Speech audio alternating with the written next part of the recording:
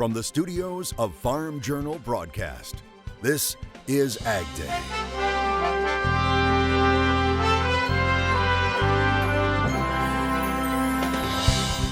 Coming up today on AgDay, it's the black and gold colors of the Tigers. The story behind a favorite ice cream that is a popular treat at one university. Will China really buy up to $50 billion worth of U.S. ag? What insiders are saying and how much China says it's already bought this year.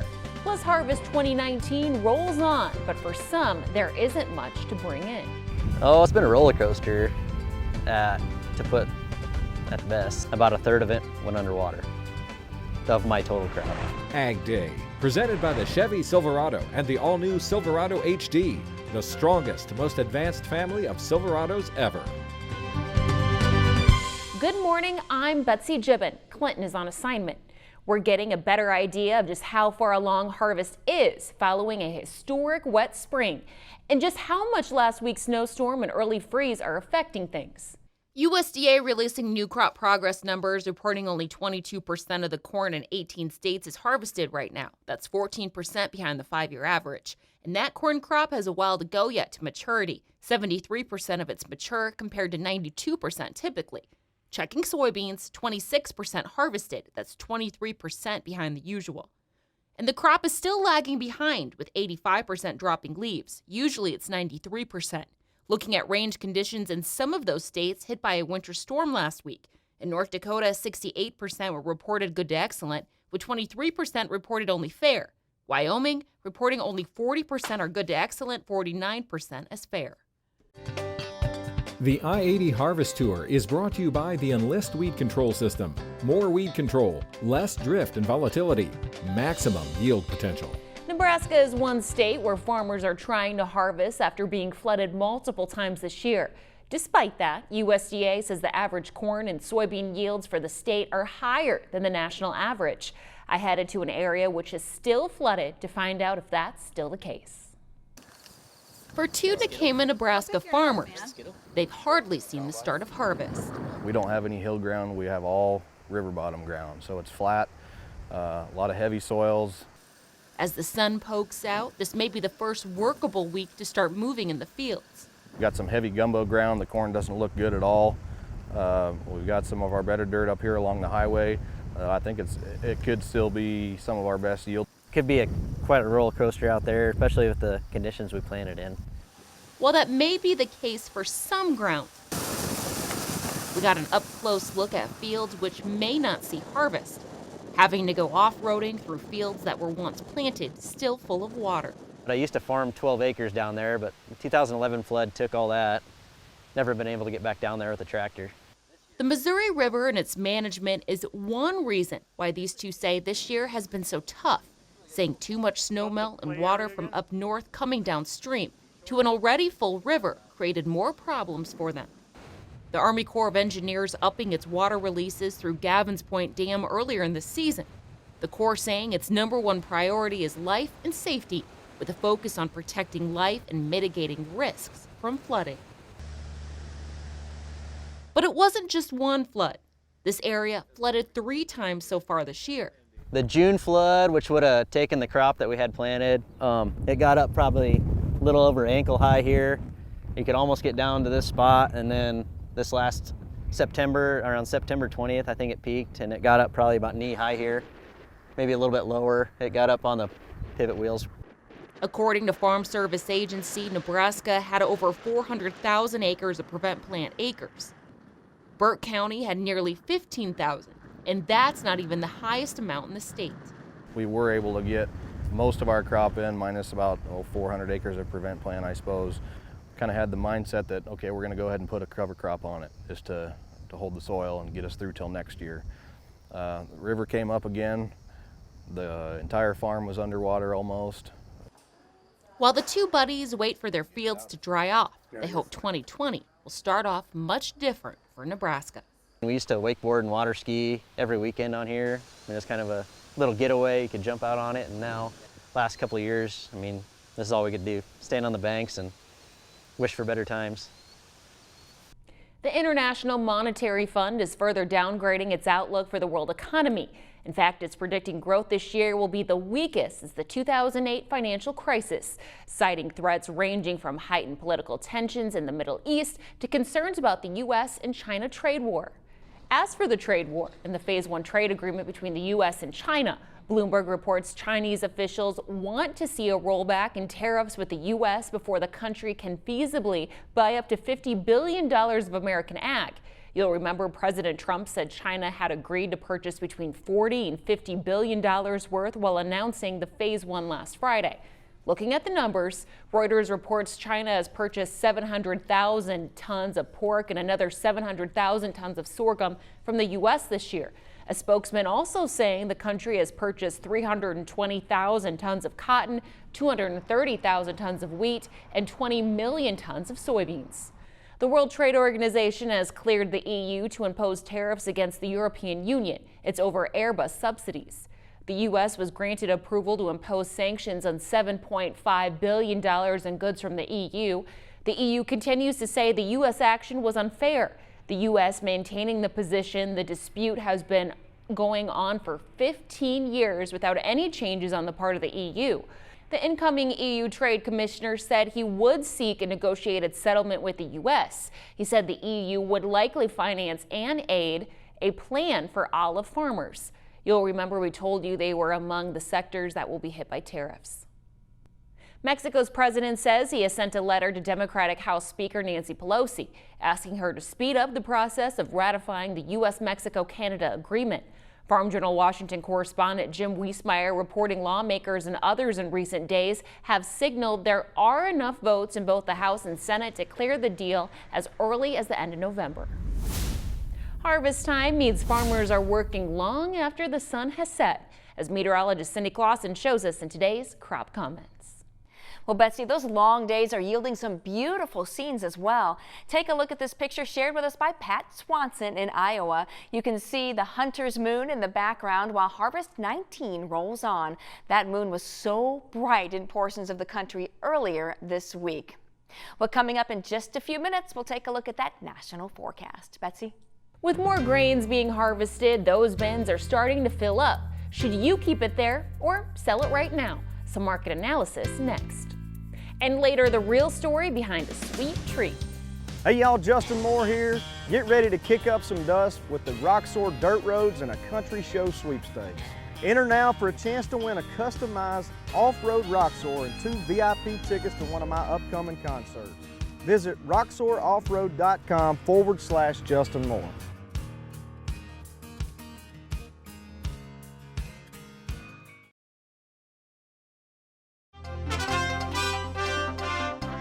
With harvest time now in full swing and so many factors in the market, you may be wondering whether you should store or sell your grain right now. Farm Journal's Tyne Morgan talks that over with one market expert in today's analysis from our Kansas City newsroom. Here now with Alan Brugler Marketing. Alan, as folks are in the field harvesting, the main question is, do I store this crop I'm taking out of the field or do I sell it? These may be the best prices I see this year.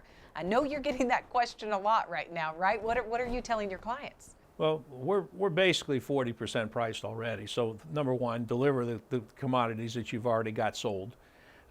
Keep some kind of price protection under the rest. If you're a hedger, put options or put spreads are a good alternative there.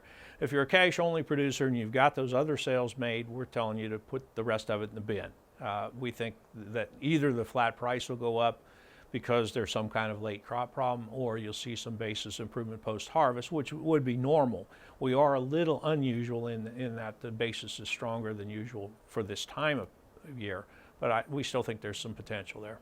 Yeah, you mentioned it. Basis typically grows stronger as you head into like that January time frame, but this has not been a typical year. No, absolutely not. You've got ethanol plants and feedlots that just have had to really bid aggressively to get corn away from the farmer because the farmer knows his new crop is still vulnerable. It's not in the bin. It's not even dried down to where he can combine it. You're getting heavy rains. Even the good standing corn along I-29 on my trip over here today was not, nobody was running. They just can't get in the field even if it is drier. Do you think this is a more difficult year to make marketing decisions this harvest than in years past? I mean, yes, there's always difficulties. Right. The market throws things at you, but it's been one thing after another. You've had the wet spring, you had the trade war, which is interrupting or making it difficult to figure out what demand is, and then you've got these weather conditions this fall. It's definitely a challenging environment, and so you have to keep your eye on the targets. Number one, where's my break even? What do I need to have to beat that? Number two, what's the average price moves over a calendar year or a marketing year, which we call the techno-fundamental forecast. What can I reasonably expect to get with the supply and demand that I know about?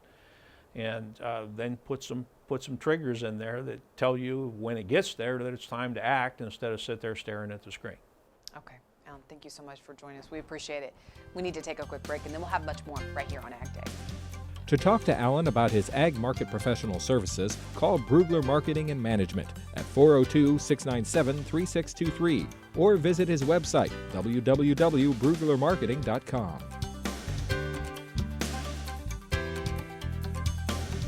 Your next piece of equipment is on MachineryPete.com. Search equipment from dealerships across the country to find what you're looking for. Only on MachineryPete.com.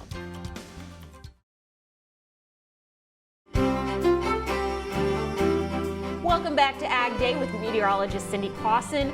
Cindy, it seems like, if warmer is the right word to use, it seems like it's getting warmer in parts of the Corn Belt that maybe some farmers can potentially get some harvest done this week. Yeah, we have a nice ridge, and not only just a little bit warmer, but it looks like we're going to see some drier conditions for a few days after this cold front has passed through, and so we may be able to get some of that last minute work done. All right, here's a look at our map, and you can see that big high pressure over the plains.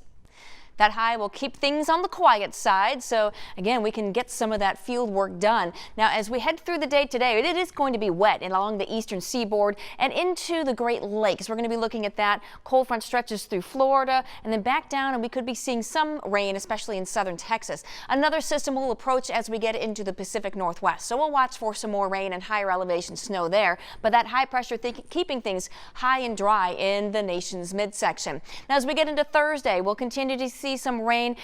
The snow is going to be borderline, maybe those far northern stretches, but otherwise that low continues to pull away and that high moves slightly off to the east. So much more quiet weather this week in the nation's midsection. As we head through our day on Thursday, that front in the west moves a little bit further to the east, and eventually we'll be picking up some more moisture as that gets into the nation's midsection. But we'll start to see some higher elevation snow in parts of the northwest as we get into especially Thursday night. All right, let's take a look at our precipitation estimate. It's been a little bit wet on along that cold front in the southeast. That's where the most moisture has been. It's been fairly quiet again out in the central and northern plains. The next 24 hours is all going to be along that front. That's where the real good moisture is, and you could see some heavy rain, especially in parts of the northeast, Pennsylvania into New York, also parts of Florida and Texas. And then we're going to start to see some additional rain and higher elevation snow up into the northwest. But speaking of snow, we really don't see a lot of it over the next 24 hours. The past 24 hours has been fairly quiet, and we don't expect to see a whole lot more even in the northwest, because a lot of that is expected to be in the form of rain. Temperatures, again, they've been a little bit warmer. We're still seeing some cooler 40s, but in the north central United States, 60s and 70s in the central and southern plains. Now, as we get into the overnight hours, we're going to see those temperatures only dipping down into the 30s. So this is a little bit better for a lot of folks there. Some 40s and 50s as you get down to the south, and even warmer as you get the further south you go. And then tomorrow we see things warming up even a little bit more in parts of the central and even northern plains there. Now, take a look at the jet stream. We've got this trough. That's where we're seeing that stormy weather on the front side of that. So the ridge starts to move into the middle part of the country. So we see those warmer temperatures moving off to the east. But we do see another trough developing as we get into the weekend, and it gets really interesting in the early part of next week as we really see this deepen and bring some interesting weather to the eastern half of the country next week. That's a look at your national forecast. Now let's check on the weather where you live. Lyons, Oregon, rainy and cooler for you today with a high of 59 degrees. Tiger, Georgia, showers likely, maybe some fog in the morning, high of 68. And Bear, Delaware, showers and thunderstorms with a high of 69. Still ahead, the battle over tomatoes between the U.S. and Mexico may not be over. Why one American group is calling for an investigation next. Closed captioning is brought to you by BASF. Grow smart with BASF. We create chemistry.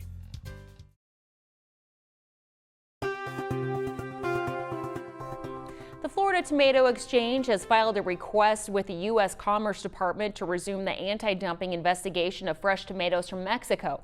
It comes on the heels of a new tomato suspension agreement the U.S. signed with Mexico. The agreement has stopped that investigation. The group says it's not seeking to end the suspension agreement. The FTE is concerned Mexico could walk away from the recently reached deal. The FTE says Mexican tomato growers have been threatening to either launch legal challenges to the deal or seek to renegotiate the pact. Also with tomatoes, Florida agriculture and industry officials are asking the USDA to initiate a traceback investigation of Mexican tomatoes. They're concerned about the possibility of brown rugose fruit virus. The Florida Department of Agriculture and Consumer Services says the virus was recently intercepted by state inspectors in packaged Mexican tomatoes in Naples and Gainesville, Florida. The Fresh Produce Association of the Americas reported authorities in the U.S., Mexico, and Canada moved months ago to implement programs to limit the spread of the virus, which it says is not a food safety issue. Ice cream. It's a guilty pleasure for many. Coming up, the story behind one of the most iconic flavors at the University of Missouri. And a hint, it has to do with a lot of science. Hey y'all, Justin Moore here. Get ready to kick up some dust with the Roxor Dirt Roads and a Country Show sweepstakes. Enter now for a chance to win a customized off-road Roxor and 2 VIP tickets to one of my upcoming concerts. Visit roxoroffroad.com/Justin Moore.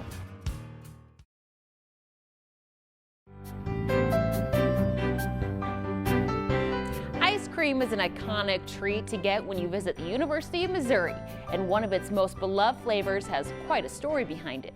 Farm Journal's Tyne Morgan shows us how that famous tiger stripe came to be. Robert Marshall is one of the creators of not just any ice cream, but the beloved tiger stripe ice cream. It's the black and gold colors of the tigers.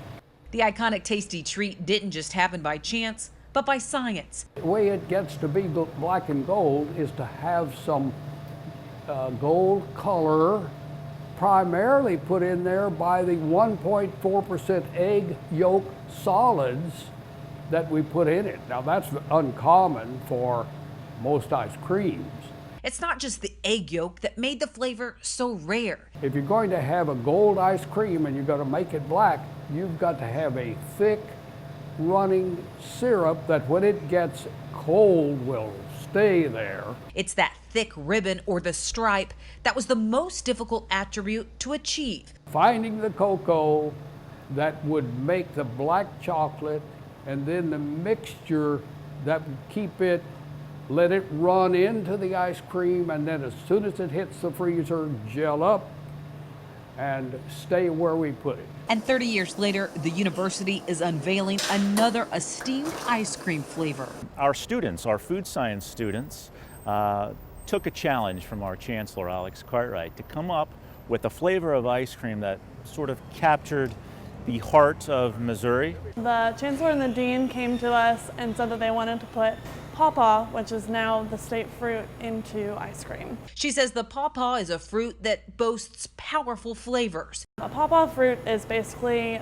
mango and banana combined. Sweetening up a fruit that by itself can actually taste bitter. We had to make sure that when we added the pawpaw that the ice cream wouldn't get super bitter and wouldn't be unappealing to customers. Discovering the science behind the flavors turned into an ice cream with a unique taste. We blended some vanilla ice cream in there, and then the candied black walnut is just gives it a little bit of a crunch and a little bit of pizzazz to it. A class project that could live on for generations. I think it's cool to say that we've used Missouri state fruit now and the walnut, and we're able to create something that no one has really done before. From new flavors, we just put this tiger pawpaw out, to the exquisite flavors that are the bedrock of Bucks. So your reward today is grass ice cream. The traditions are thriving. They always will smile when you feed them some fine black and gold tiger stripe. With current students scooping up a slice of history that keeps ice cream lovers clamoring for more. Well, that's all the time we have this morning. We're glad you tuned in. For all of us here at Ag Day, I'm Betsy Gibbon. Have a great day. Ag Day, brought to you by the Milk Business Conference. Don't miss this dairy business-focused event November 11th and 12th, 2019 in Las Vegas. Register today at milkbusinessconference.com.